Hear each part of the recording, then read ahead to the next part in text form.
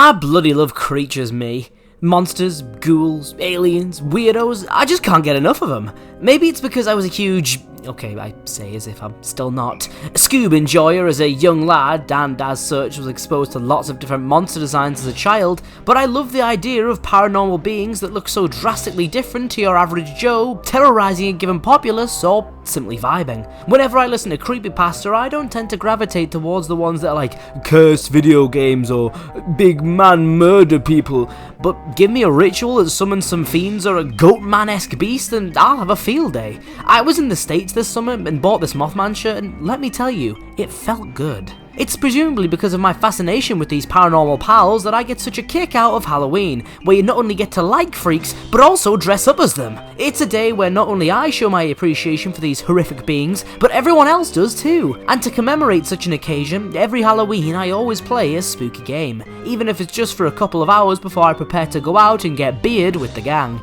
Typically, I'll run through a story or two in Shadow the Hedgehog and play some Dead by Daylight, but this year I thought I'd commemorate the occasion by talking about something that I stumbled upon during my childhood, and which I've only seen a couple of other people ever mention online, despite now actually being featured as part of the PS Plus Premium Collection. War of the Monsters is a game I, like Sly 2, happened to stumble upon whilst in Blockbuster as a child. Developed by the now defunct Incognito Entertainment, whose only other efforts were mainly developing the PS2 Twisted Metal games, and acting as a tribute to kaiju films and early sci-fi flicks, War of the Monsters pits hulking monstrosities against one another in almost fully destructible environments for up to 4-player brawling and mayhem. When I brought this one home from Blockbuster and played it for a bit, despite getting stuck on the first boss, I was eager to tell my friends all about it the next day at school. I absolutely adored the spectacle this game manages to convey, despite having fairly simple to pick up gameplay, and me discussing this game in such a high regard was enough to get my friends to give it a go too, and they too found cause to love the game for similar reasons to me. Unfortunately though, by the time I would return the game a week later, I wouldn't be able to progress past the first boss, despite trying out various monsters and having fun all the same. It wasn't until I'd come to own the game myself that I progressed further than this first hurdle. That didn't stop me from loving the game though, and through the versus mode, playing with my friends and trying different monsters, I still held the game in quite high regard. I wasn't the only one either, as to this day, whenever I bring it up, my friends remember the game quite fondly, and when it was released, many outlets also praised the game despite it having some faults with balancing and enemy AI, and I think the fact that it's been accessible on the PlayStation Store since the PS3 shows how fondly many around the world remember this game. So, given the spirit of the season, let's take a quick look back, play a couple rounds, and revisit this PS2 classic, to see whether this early 2003 Monster Mash can still slug it out with the best of them despite being 20 years old. I've titled this section of my script, Story, as I always do, but in this instance it feels quite silly. How am I meant to examine the story of a game where creatures just bash each other to death? Oh well, here I go. Invasion! Aliens are here and they're kicking off, blasting folk to death and terrorizing the Earth en masse. Because it personally affects them, the world's governments and militaries unite, developing a secret weapon which coats the planet's atmosphere in an electrical field, blasting the extraterrestrials out of the sky with no remorse, unseating the invaders and saving the Earth. But wait, there's more! From the crashed alien vessels a radioactive green goo secretes. And then the goo goes nuts, causing the creation, mutation, and awakening of colossal kaiju all across the planet, all of them vying for supremacy and unleashing a whole new wave of destruction as the War of the Monsters begins.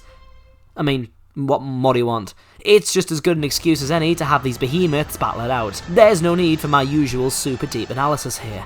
But I tell you what, I bloody love the presentation. Framing the game as an old-fashioned science fiction film which spirals into a monster-fueled disaster movie? Perfect. The newspapers we have in the opening cutscene are a really nice touch which convey the key moments in the battle against the aliens and the emergence of the monsters. This style of presentation carries over into the gameplay too, with each level being presented as if your chosen monster is taking part in another's film, and the loading screens for each level feature promotional posters for each of the beasts, really selling the vibe that the game's going for. What I also think is neat is the reward you get for finishing the adventure modes of the different monsters.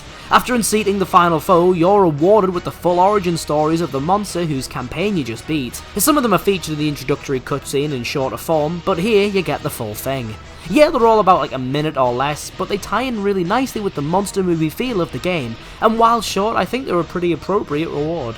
I love how each starts with this ominous, the origins of, or the creation of, or the birth of, and then each monster gets its own logo, as if, again, all of this were branding for a film. The origin stories we have here are all diverse and equally quite fun.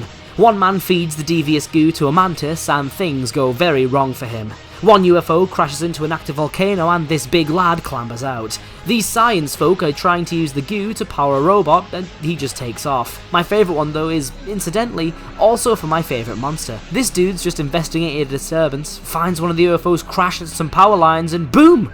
He's a freak. I don't claim to have seen God, but I have seen Kinectlops, and honestly, I think that's pretty close.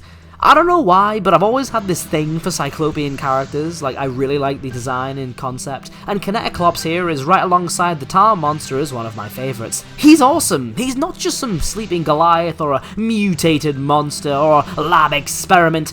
He's just a guy who gets slimed and that's it. This is his life now. It's like watching the Kids' Choice Awards, and when John Cena gets Nickelodeon slimed, he becomes a being of unspeakable horror.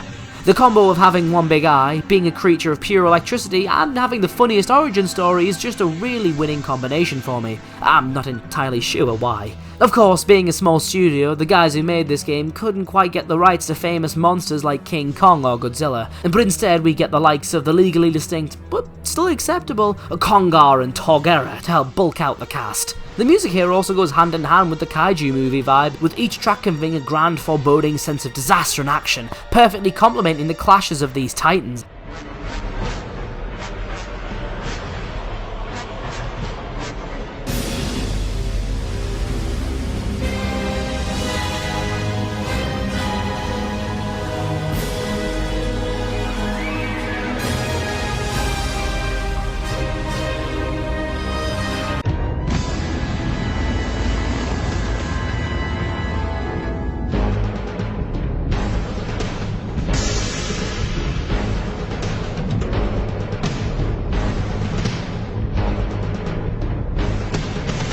There's even variations of each track, one for when you're just moshing about the levels, and another from when you're actively engaging another monster. A small detail to be sure, but a nice touch all the same.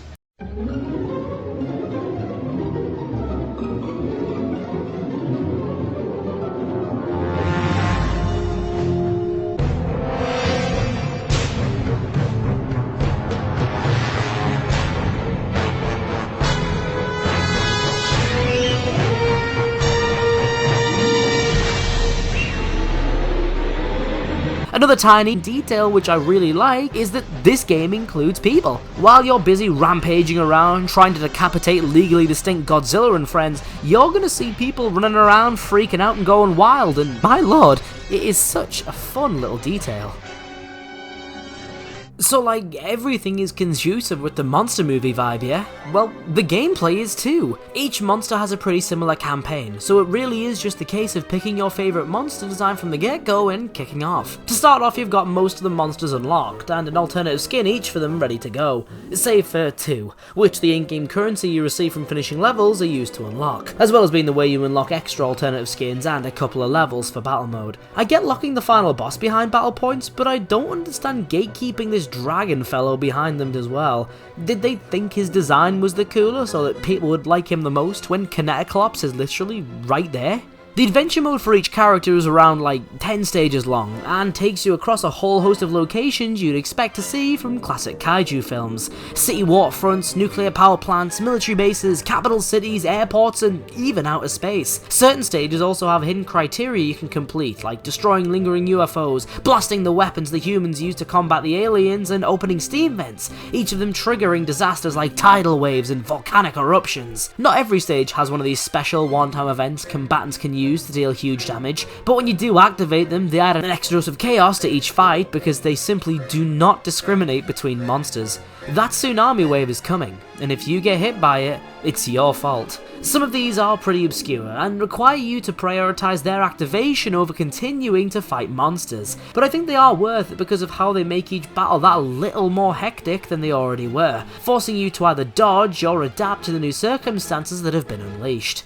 As I mentioned before too, each of the locations is designed to be more or less fully destructible, with buildings, after taking enough damage or having monsters smacked into them, crumbling and being gone for the rest of the level. This means that as the fight goes on, the battlefield is going to completely change, becoming less vertical and more open, while also granting combatants access to extra and rarer projectiles in the form of building debris. There are other finite projectiles available right off the bat, like passing cars, lampposts and water towers, but the destruction of the map as the fight goes on, making long-range attacks harder to dodge and more accessible for a limited time, is a nice way to subtly change and evolve each fight as it progresses. Every throwable in the game can also be used in close quarters too, and because these throwables aren't unlimited, eventually you'll have to employ hand-to-hand combat to deal big damage, which each monster is more than capable of. Every monster has access to an arsenal of light attacks, heavy attacks and 2 special techniques, one for ranged and one for up close, as well as a projectile which automatically kicks in when you're not in range of an opponent for a physical hit. The light and heavy strikes can be chained into combos, which I actually forgot how much variety there is, and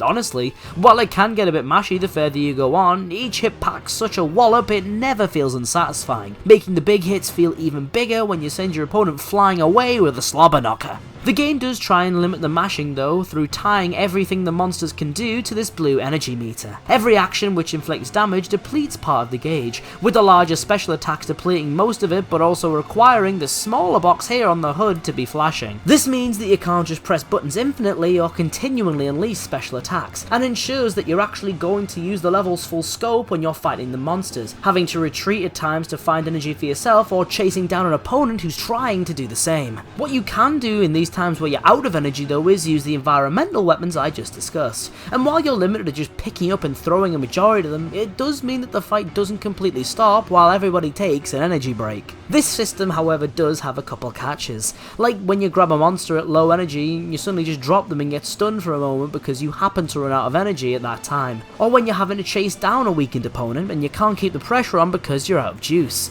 This happened to me a couple of times actually, with the game's AI at times seeking to retreat and grab health pickups when they reach a certain health instead of trying to fight through. Where this gets most annoying though is in multi-monster fights, as all monsters will mainly be gunning for you, meaning that if you're trying to chase down one, the third or fourth combatant will likely be chasing you, laying into you from the back with their own likely plentiful projectiles as they're not the ones running needing energy. It's not that big of a headache, but it can quickly snowball, especially with the game's targeting system making it a little obtuse to switch the monster you're gunning for. You use the shoulder buttons to target a monster and bring your focus squarely on them. Releasing these buttons takes you into a sort of free movement mode, and pressing them individually strafing your monster in the relevant direction. This system works while you focus on individual monsters, snapping you quickly to face your target's direction regardless of distance, and even though it can feel a little mucky if you press one of the shoulder buttons even slightly before the other, causing your monster to just strafe before locking on, typically it works pretty nicely.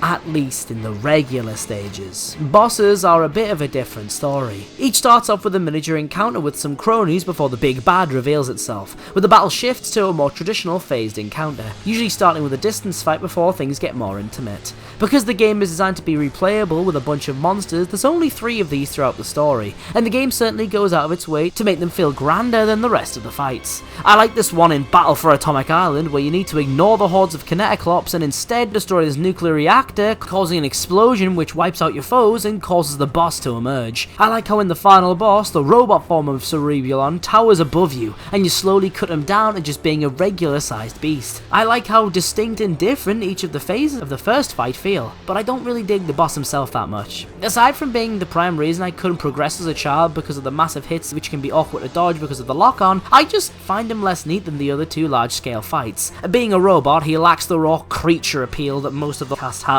and while his fight is probably the most varied and involving of the 3, acting as the most traditional boss fight, I think his design is by far the weakest. Also, were the bosses reordered at some point during the game's development? Like, the second boss is a far simpler and easier encounter than the first, and it doesn't hit you nearly as hard as either of the fights it's sandwiched between. I guess Goliath Prime is there for story reasons, given the previous fight is Robot 47, whose voice for some reason always freaked me out.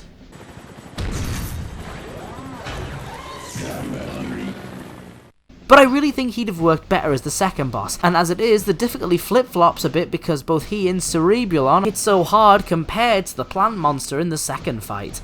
The lock-on mostly affects the first boss, which becomes a bit obtuse to dodge when he's getting right in your face and your monster's constantly trying to look down, which is mandatory more or less to dodge this big spinning attack he does. So if you want to avoid big damage, you're forcing yourself to interact with the camera in this odd way.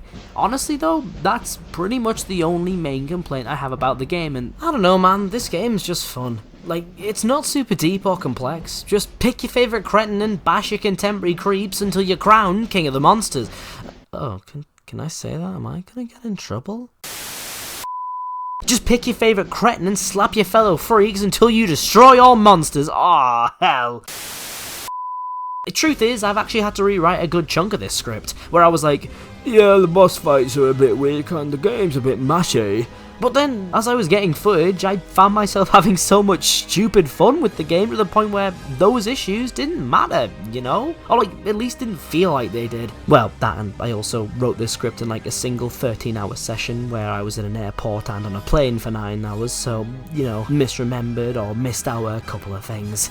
It's a simplistic, mindlessly fun game with friends or without that's super easy to pick up and play, and I think it's a damn good choice if you want something not so spooky, but still appropriate for the Halloween season.